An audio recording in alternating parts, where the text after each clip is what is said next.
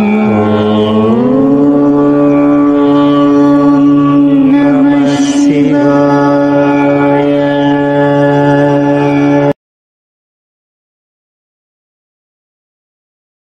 గురుభ్యో నమః.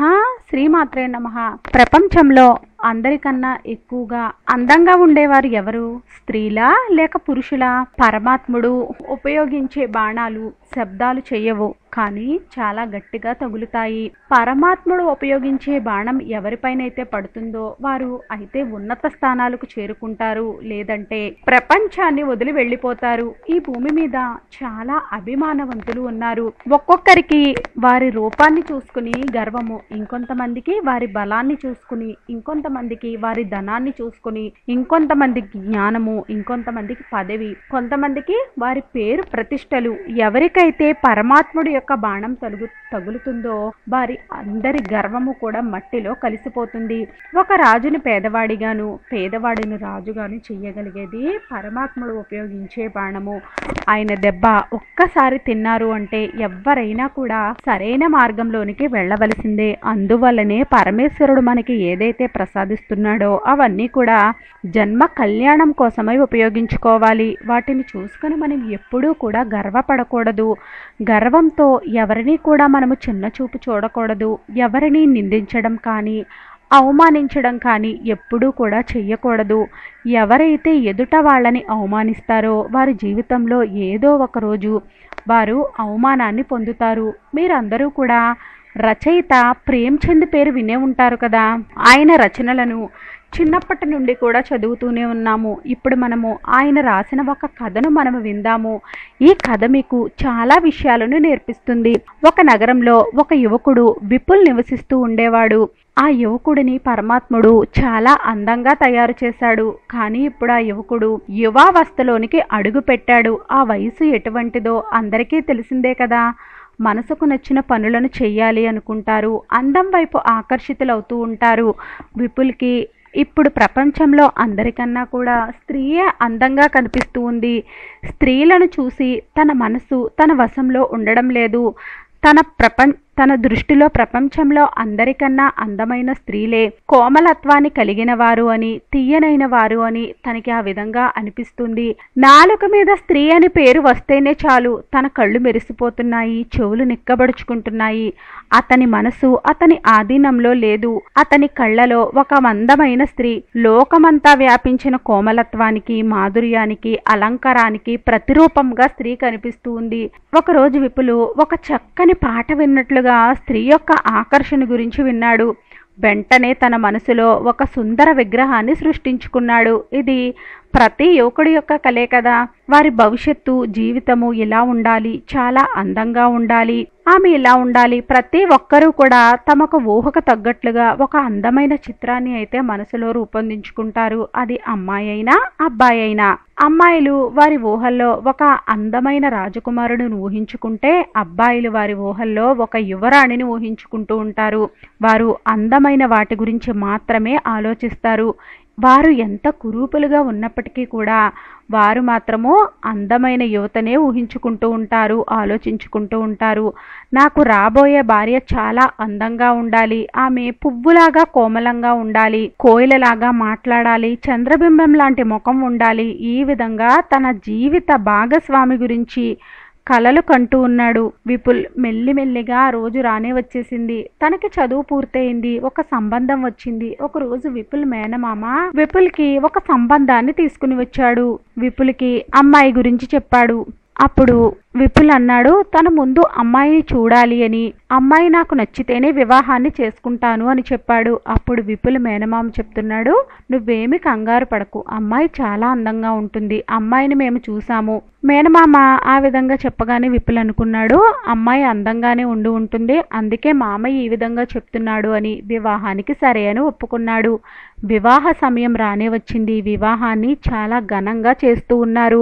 వివాహ ముహూర్తం ఆసన్నమైంది. వధువు ఆభరణాలు ధరించి మండపంలోనికి వచ్చింది. విపుల్ బాబు పెళ్లి కూతురునే చూస్తూ ఉన్నాడు. కానీ పెళ్లి కూతురు మొహం కనిపించడం లేదు.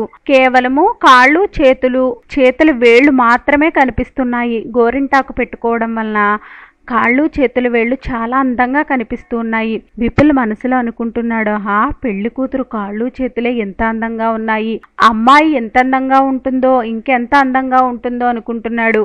వివాహం అయిపోయింది.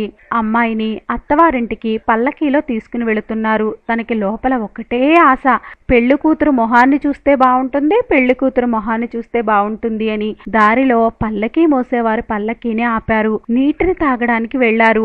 విపుల్ బాబుకి సమయం దొరికింది. తను మెల్లిగా పల్లకీ దగ్గరికి వెళ్ళాడు. ఇంతలో పెళ్లి కూతురు పల్లకీ నుండి దిగుతూ ఉంది. అప్పుడు విపులు పెళ్లి కూతురుని చూశాడు. ఆ మొహాన్ని చూడగానే విపుల్కి అనిపించింది, దొంగలు తన దగ్గర నుంచి తన దగ్గర ఉన్న సమస్తాన్ని కూడా దోచుకున్నట్లుగా అనిపించింది. పెళ్లి కూతురు తన సంవత్సరాల నుండి ఏదైతే ఊహలలో ఉన్నాడో ఆమె ఆ విధంగా లేదు. తను అంత అందంగా లేదు. ఆమె అస్సలు అందంగానే లేదు. తన ముక్కు తప్పడగా ఉంది, పళ్ళు ఎత్తుగా ఉన్నాయి. తను చూడడానికే కురూపిలా ఉంది. రంగేమో తెల్లగానే ఉంది, కానీ చూడడానికి భయంకరంగా ఉంది. రంగు ఎంత తెల్లగా ఉన్నప్పటికీ కూడా రూపంలో అందం లేకపోతే ఆ రంగు ఎందుకు పనిచేయదు కదా. పెళ్లి కూతురు మొహం చూడగానే విపుల్ బాబు సంతోషం మొత్తము కూడా నశించిపోయింది. తనకి తన మేనమామపై చాలా కోపం వస్తుంది. తను పెళ్లి కూతురు గురించి ఎన్నో మంచి మాటలను చెప్పి వివాహాన్ని జరిపించాడు. విపుల్ అనుకుంటున్నాడు, ఈ సమయంలో మేనమామ ఇక్కడ ఉంటే నేను తనతో ఖచ్చితంగా గొడవ పడేవాడిని. ఇప్పుడు వివాహం జరిగిపోయింది, ఇప్పుడు ఏం చెయ్యగలను? మొత్తం నా ఆశలపై నీళ్లు చల్లారు. ఈ కురీపుతో నేను ఏ విధంగా జీవించాలి? తనని చూడాలి అంటేనే భయం వేస్తుంది. ఎంత కురీపులా ఉన్న ఆడవాళ్ళు కూడా ప్రపంచంలో ఉన్నారా? నాకు ఈ రోజే తెలిసింది. భగవంతుడా, నాకు ఎందుకు ఇంత అన్యాయం చేశావు? ప్రపంచంలో ఎంతమంది అందమైన ముక్కు, చెవులు, నోరు ఉన్న స్త్రీలు ఉన్నారు, కానీ నా కోసము ఈ కురూపినే నువ్వు వెతికి ఉంచావా? అనేక రకాలైన మాటలు మాట్లాడుతూ ఉన్నాడు. తనకు అనిపిస్తుంది తన వివాహమే చేసుకోలేదు అని, నరకానికి వెళ్ళాను అని. ఇంటికి వెళ్ళిన తర్వాత తన మేనమామను తను చాలా తిట్టాడు. తన తల్లిదండ్రులతో గొడవ పడుతున్నాడు.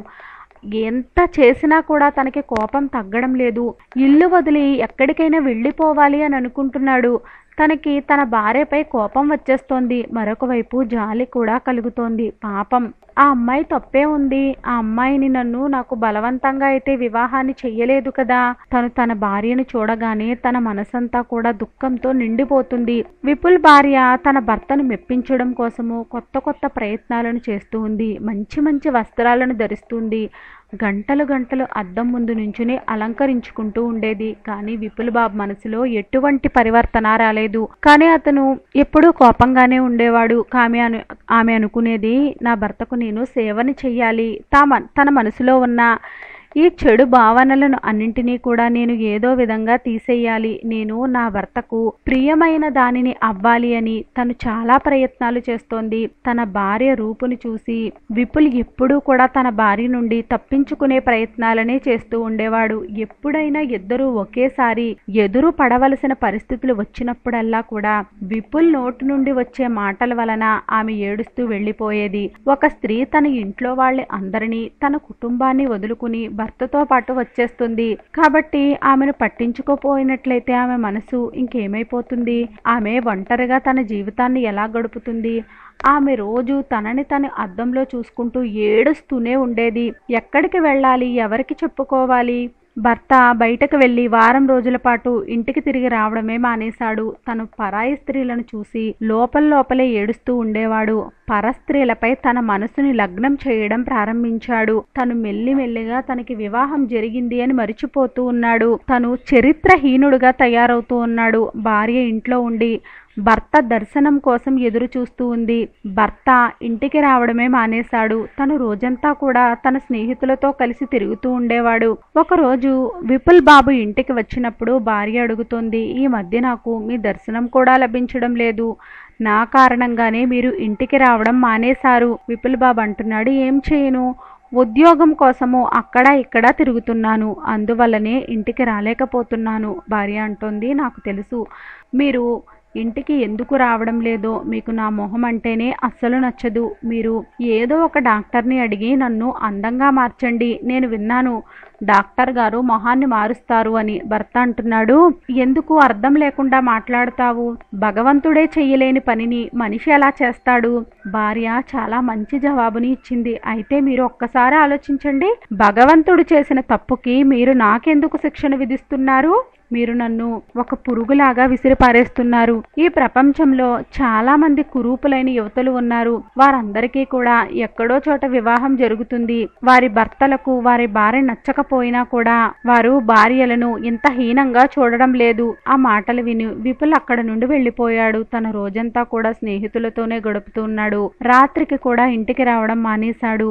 భార్య ఆ బెంగతో అనారోగ్యం పాలైంది. కానీ విపులు ఆమెను చూడడానికి కూడా వెళ్ళడం లేదు.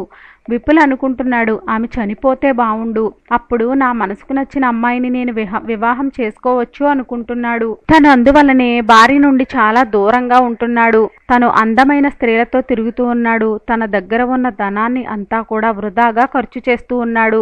తను అలా నిద్ర లేకుండా తిరిగి ఎప్పుడూ తిరుగుతూనే ఉండడం వలన ముఖమంతా కూడా పీక్కుపోయింది. శరీరము క్షీణించడం ప్రారంభమైంది. కళ్ళ కింద నల్లని చారలు ప్రారంభమయ్యాయి. మొహం రంగు మారిపోయింది. ఒక భయంకరమైన రోగం ఉన్నవాడిలాగా మొహం తయారైంది. చాలా రోజుల నుండి విపుల్ భార్య విపుల్ని చూడలేదు. తను భయపడుతూనే తను ఒకరితో ఆమె భర్తకు కబురు పంపించింది. అప్పుడు ఆమె వెళ్ళి విపుల్తో చెప్తుంది, మీ భార్య మిమ్మల్ని చూడాలి అంటుంది. మీ భార్యకు అనారోగ్యంగా ఉంది అని చెప్పింది. అప్పుడు విపుల్ మనసులో దయాభావన కలిగింది. తను వెళ్ళి తన భార్య ముందు నిలబడ్డాడు. భార్య భర్త మొహాన్ని చూడగానే తను చాలా ఆశ్చర్యపోయింది. విపుల్ చాలా బలహీనమైపోయాడు. మొహము గుర్తుపట్టలేని విధంగా ఉంది. భార్య అడుగుతుంది, మీరు అనారోగ్యంగా ఉన్నారు, మీరు నాకన్నా బలహీనమైపోయారు. విపుల్ అంటున్నాడు, నాకు జీవితంలో ఇంకా ఏం మిగిలింది, నేను ఎందుకు జీవించాలి? అప్పుడు భార్య అంటుంది, మీరు ఇంత బలహీనంగా అయిపోయారు, మీకు ఏదో అనారోగ్యం ఉంది, మీరు దానికి వైద్యాన్ని ఎందుకు చేయించుకోవడం లేదు? ఆ మాటలు చెప్పి ఆమె తన భర్త చెయ్యి పట్టుకుని కుర్చీలో కూర్చోపెట్టింది. విపుల్ కూడా తన చెయ్యిని విదిలించుకునే ప్రయత్నాన్ని చెయ్యలేదు. తన మాటలు ఇప్పుడు చాలా నెమ్మదిగా వస్తున్నాయి. తన మాటలలో కోపం లేదు. విపుల్ కళ్ళలో నుండి నీళ్లు వస్తున్నాయి. విపుల్ అంటున్నాడు, నేను ఇంకా ఎక్కువ రోజుల పాటు జీవించను, నాకు ఏదో భయంకరమైన రోగం వచ్చింది, నాకు అనిపిస్తుంది. డాక్టర్ గారు కూడా నాకు అదే చెప్తారు. నేను నిన్ను చాలా బాధ పెట్టాను, నన్ను క్షమించు. ఒక్కొక్కసారి నేను ఇలా కూర్చుని ఉండగానే నాకు మూర్ఛ వస్తుంది అని చెప్తూ ఉన్నాడు. ఇంతలో ఒక్కసారిగా తను కుర్చీలో ఉండగానే తనకి మూర్ఛ వచ్చింది. తన కాళ్ళు చేతులు వణికిపోతూ ఉన్నాయి. తను వెంటనే నేల మీద పడిపోయాడు. నోటిలో నుండి నొరగలు వస్తూ ఉన్నాయి. కాళ్ళు చేతులు కొట్టుకుంటూ ఉన్నాయి. మొత్తం శరీరం అంతా కూడా చెమటలు పట్టాయి. భర్తను ఆ పరిస్థితుల్లో చూసి భార్య తన అనారోగ్యం గురించి మర్చిపోయింది. చాలా రోజుల నుండి తను అనారోగ్యంతో బాధపడుతుంది. వెంటనే ఆమె లేచి భర్త మొహం మీద నీటిని చల్లుతూ ఉంది. విసిన కర్రతో విసురుతూ ఉంది. అయినా కూడా విపుల్ కళ్ళు తెరవలేదు. సాయంత్రం అయిపోయింది. తన నోట్లో నుండి మాటలు రావడం లేదు. తనకి కుడి చెయ్యి కాలు పని చేయడం ఆగిపోయాయి. అది మూర్ఛరోగం కాదు, తనకి పక్షవాతం వచ్చింది. పక్షవాతం వచ్చిన వారికి సేవ చేయడము అంత సులభమైన పని అయితే కాదు. కానీ భార్య ఆ భర్తకు సేవ చేయడం ప్రారంభించింది. తన అనారోగ్యాన్ని మర్చిపోయింది. భర్తకు సేవలు చేస్తూ ఉంది. 15 రోజుల వరకు తనకి ఆరోగ్యం అస్సలు ఏమీ బాగోలేదు. భార్య పగలు రాత్రి కూడా భర్తను చూసుకుంటూ ఉంది. తన కోసం భోజనాన్ని వండి తనకి తినిపించేది, మందులు వేసేది. తనకి జ్వరం ఉన్నా తలనొప్పి వస్తున్నా కూడా మొత్తం తన బాధలన్నింటినీ కూడా మర్చిపోయి భర్తను చాలా ప్రేమగా చూసుకుంటూ ఉంది. మెల్లిమెల్లిగా తన ఆరోగ్యం కొద్దిగా మెరుగుపడుతూ ఉంది. తను చేతులను కొంచెం కదడం ప్రారంభించాడు. మాటలు కూడా చాలా మందంగా వస్తున్నాయి. అన్నింటికన్నా దౌర్భాగ్యం ఏమిటి అంటే తన మొహం మొత్తమంతా కూడా పీక్కుపోయి అందవిహీనంగా తయారయ్యాడు. తనకి నడవడానికి కూడా ఓపిక లేదు. తను ఒక రోజు అద్దంలో తన ముఖాన్ని చూసుకున్నాడు.